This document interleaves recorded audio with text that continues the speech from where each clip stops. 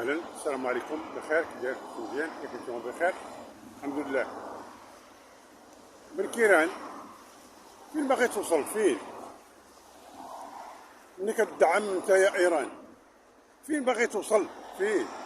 عرفنا هذوك الخطابات ديالك، عرفناها هذيك الخطابات ديال الانتخابات، عرفناها صاحبي. لا ما تبقى تخربق علينا حنايا هنايا وتقول لنا بان راه ايران خوتنا. ايران خوتك؟ انا كانوا خوتك انت الله اعلم. ما حنايا راه ما تعرفوهم شيء، ما تعرفونا شيء، فهمتي؟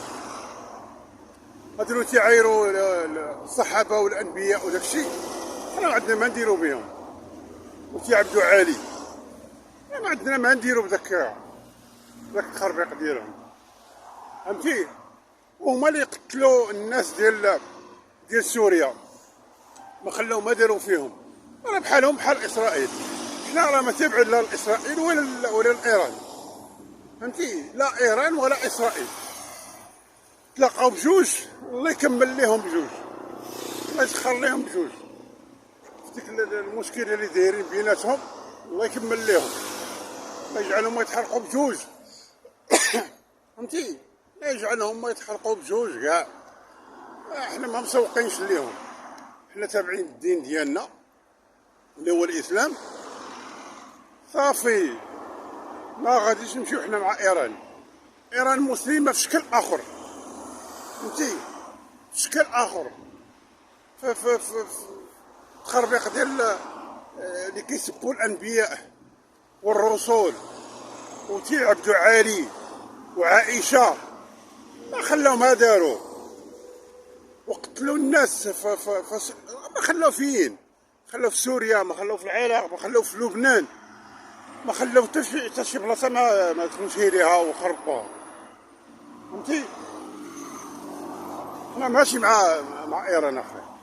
السي بن كيران تدخل سوق راسك شويه، هادشي اللي تدير راه ماشي هو هذاك، وغتجر عليك غير النحل، فهمتي؟ غير النحل غتجر عليك وصافي. اللهم بعد اخي. يلا الله والاخوان، الله يحفظكم، الله يعاون، الله يسخر.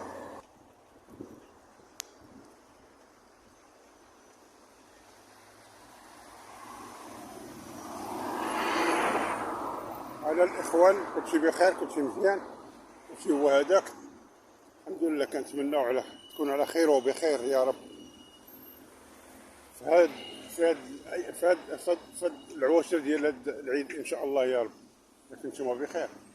وقولوا لي واش كاين شي ناس اللي عيدوا، كاين الناس اللي غير دازوا عليه وصافي؟ كاينين الناس عيدوا، ما داروا العيد، بان راه بحال اللي ذبح في العقيقه ولا في سميتو تيقول لك بلا راه درنا العقيقه، ما كاين لا عقيقه لا والو. وكاين اخاي العيد، عيدوا عباد الله. ايوا لا اله الا الله محمد رسول الله. هاد الناس هادو ضد الدوله، فهمتي؟ هاد الشيء راه ضد الدوله، وراه باقا ما تحركاتش الدوله راه باقا ما تحركاتش، ولكن فاش غتحرك راه غتجبد حب وتبن، فهمتي؟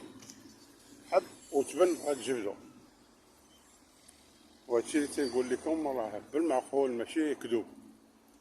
هادشي فاش تحرك الدولة مشكلتكم مشكلة، غادي تولي القضية عندكم بحال ايام الحسن الثاني.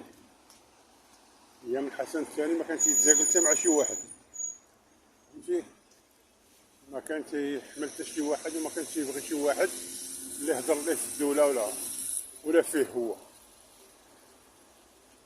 يلا الاخوان، الله يفرجكم، الله يحفظكم، الله يعطيكم الخير.